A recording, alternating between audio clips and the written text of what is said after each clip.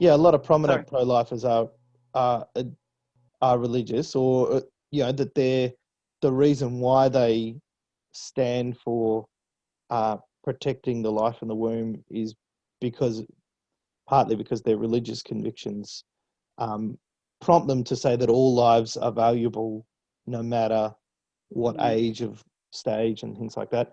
But there's a whole bunch of people who aren't religious who acknowledge that truth as well. So there's if people are looking up, there's a great a group called Secular Pro-Lifers on Facebook and other places, and they're great, and they're so frustrated by people who have that perception that it's just a religious question. There's no sort of ethical or humanitarian question, or whereas I So they think just see human life as.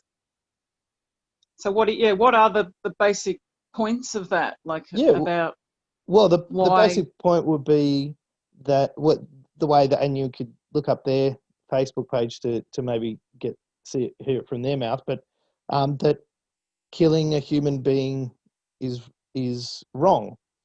Killing an innocent human being is wrong, and and so it's actually and it's from a scientific perspective. There's no doubt that a child in the womb is a human being, a member of the human race.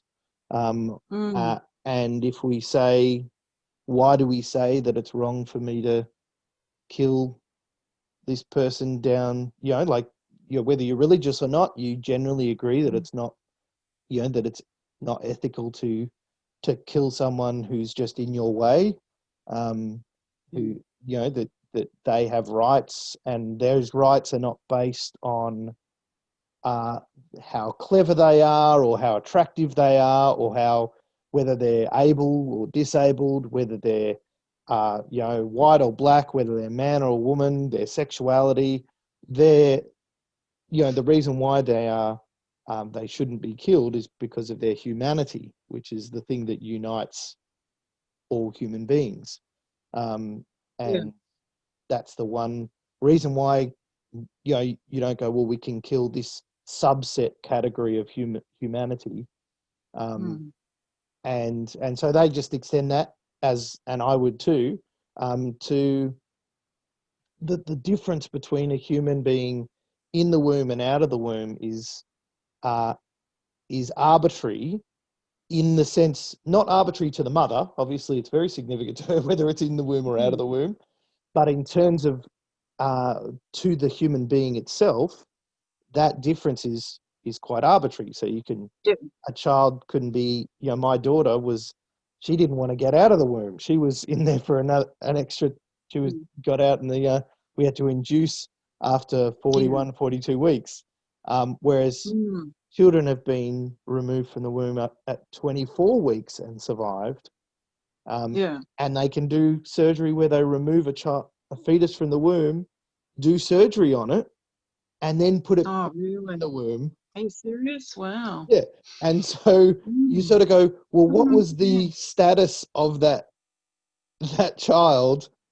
Yeah. Did it become a human being and then lost its humanity again when it went back in the womb? That I think the continuation of the humanity of the fetus from zygote, fetus, newborn, toddler. It's just a stage of development, and some of them are in the womb and some are out of the womb.